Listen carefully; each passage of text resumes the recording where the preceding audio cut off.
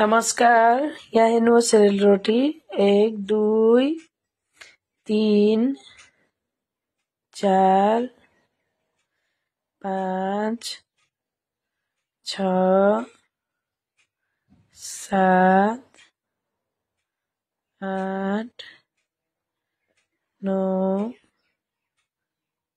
10 यहाँ 10 वटा रोटी एकैजना मान्छेले हाल्नु भएको कस्तो अचम्म देख्दा पनि। र उहाँकै मुखबाट सुन्नुहोस् त के भन्नु हुनुहुन्छ उहाँको बारेमा। तेरा पोर राधिका दासीको भागवत लागेको ठाउँमा पिछेउमै हो। अनि तपाईँ यसरी के हिसाबले बनाउनुहुन्छ? मेरो यो केजीको पहिले त 60 गरेर पकाइँदै थियो, अहिले चाहिँ अब दाम बढायो 70 गरेर लिन्छ। केजीको 70 गरेर लिनुहुन्छ। 1 केजी पिठाको रोटी पकाएको 70 गरेर। उहाँहरूको अब यहाँ सबै त गर्दा लगभग 59 केजी जति भयो। यो हिसाबमा हाम्रो अब यसको चाहिँ हिसाब हुन्छ हाम्रो 3500 रुपियाँ हुन्छ। यताउता गर्दाखेरि 4000 रुपियाँको अब बनिन्छ हाम्रो यहाँ। ए अनि जहाँ पनि जानुहुन्छ तपाईँ? जहाँ पनि जान्छौँ हामी, तनाहुक, ओदलगुडी, डिम्बु, शिलापथार सबैतिर जान्छौँ। ए शिलापथारतिर पनि जानुहुन्छ? शिलापथार चाहिँ गइहालेको छ, डिम्बु चाहिँ पुगियो अब एकखेप। हुन्छ त, तपाईँको म कन्ट्याक्ट नम्बर यहाँ स्क्रिनमा दिन्छु तल। र कस्तो अचम्म सुन्दाखेरि 60 केजी पिठो एक्लै पकाइदिनुहुन्छ र त्यहाँभन्दा धेरै पनि उहाँले पकाउनुहुन्छ। अहिले यो धेरै वर्षबाट यो काम गरिराख्नु भइरहेछ र अमेरिका माझगाउँमा पनि धेरै खेप आइसक्नुभयो।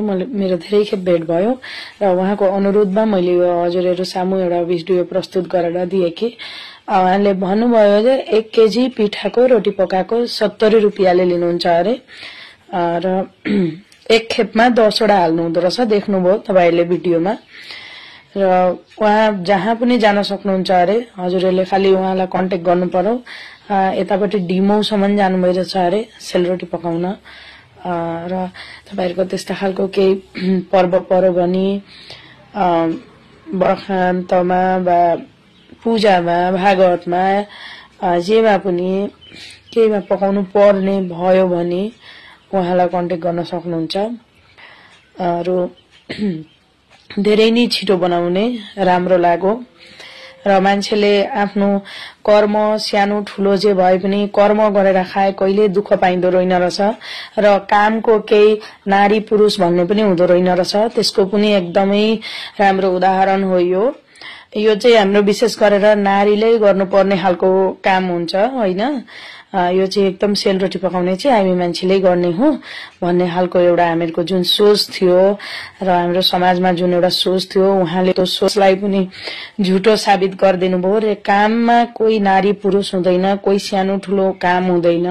आफ्नो कर्म नै धर्म भनेर उहाँले यस्तै काम गरेर आफ्नो जीविका निर्वाह गर्नुहुँदैछ, आफ्नो परिवारको जीविका निर्वाह गर्नुहुँदैछ।